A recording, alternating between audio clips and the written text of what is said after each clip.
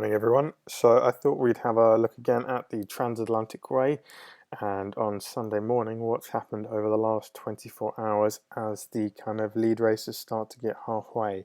Now you might notice the other days we were looking at the distances in miles. Apparently they're now kilometers. Someone disagreed with the fact that miles were being used for distance in Ireland, which is kind of measured in kilometers. I tend to use miles just because I always have. So you'll have to bear with me a little bit when I start doing some, distance and times over kilometers because I'm not so used to riding that. Now, what I've got loaded up is the replay function. So you see it's at 7 a.m. yesterday morning on the 10th. We're now on the 11th. So I thought we could play from here and see what's happened. Now you notice Charlotte Thompson and Paula are pretty close here. And actually during the day, Charlotte does take the lead from Paula. Now, if anyone knows who Charlotte Thompson is, get in touch. I'd love to know. I can't find out much information about her. The only thing I managed to find is if I went to the Transatlantic Way Instagram page. On here you got a photo of Paula, and then you have a photo of Charlotte Thompson. And that's it. I haven't been able to find any further information about her or, a racing history or anything like that. She's got to be good, so someone must know, because it'd be really, really interesting to find out. Now, throughout the day, we can see Bjorn and Bernard, the little duo at the front, as we like, doing their battle. Bjorn is moving faster, and we can see that. Now, one of the other things that I found out is what we'll see here is Bernard loses a lot of time. Here, we can see this gap just goes up dramatically. Now, there's not really any good reason for that, so I went and had a good look around. And actually, what I found when I went to the Transatlantic Road 2007 hashtag on Instagram is that if we scroll down here, we can see a couple of photos of someone with their tyres, and I know this is Bernard from recognising his interesting dress style. And James Robertson, who is very, very, renowned photographer of these ultra endurance races, has posted a couple of photos saying, he's had a lot of punches. And I'm asking, I said here, I wonder why I've been losing so much time. That sucks, really. Punches suck.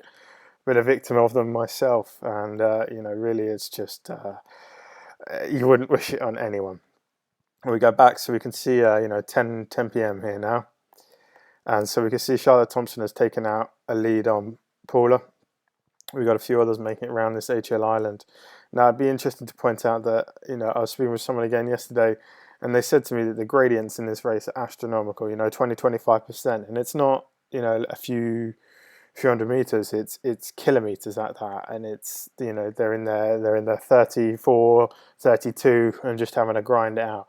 It sounds tough. So if you're wondering why the speeds might be low, or you can see here just these short, sharp little climbs all the time, and that's what it is. And especially as we go around these islands, you can see from Google Terrain that it's flat here, and then you've got the hills here, so you can see it's tough. Really tough, just all the way around the coast. Coastlines are always notoriously tough, and this one is horrible. So Charlotte Thompson has taken from Paula there. We got Luke. I don't really know much about him. Had a little look around. He's done some long rides before. He's not done an ultra endurance race, I don't think, but he's got some experience in him, which is good. And Bjorn has that experience, and he's really taking it out. You got lots of women in here.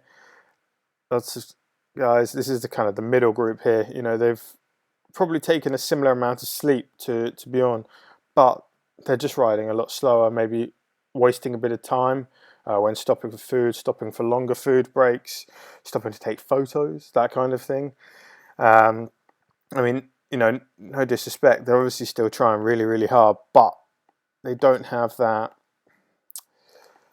What could you could call it smoothness, complete dedication that someone like Bjorn has got. He's not wasting any time, in and out of a shop straight away, goes to sleep, gets up, straight away riding. It takes a lot of mental strength, and it also takes a lot of experience to be able to do that. It's tough.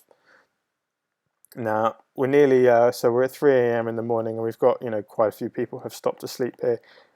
Most people did stop to take a long sleep again last night, and we can see, as we'll get, if I speed this up to 4 a.m., Bjorn gets moving again. Luke not far behind him, and Bernard still sleeping. He might have stopped a bit later on, and he's taking a bit of a longer sleep. I think he's feeling tired, with those punches and everything that happened for him yesterday. He's going to be having had quite a tough day, and is possibly just enjoying a bit of a rest. You can see here, he's not had much rest at all. This is a tracker issue here, when his tracker has failed to register that he's stopped. So, although it looks like he's still moving, he's got nearly 4 hours sleep the night before last. Here he stopped for an hour, and it's not quite picked up his most recent sleep. When he gets moving again, it will pick up his recent sleep. It's one of the kind of issues with the tracker. Is you got to learn to read it a bit, and then you can understand it. But if you go to his last dot, you can see he stopped 7 hours ago. So he's been stopped for quite a long time. So perhaps he's kind of realised that the lead to Bjorn has gone out, and he's going to struggle to bring that back in the state he is, and so that he needs a good rest if he's going to be in for a fighting chance.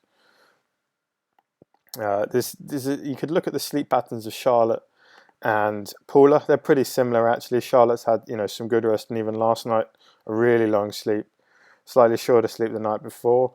So she knew maybe she was pushing it a bit. You can see her average speeds in this portion to this portion have dropped.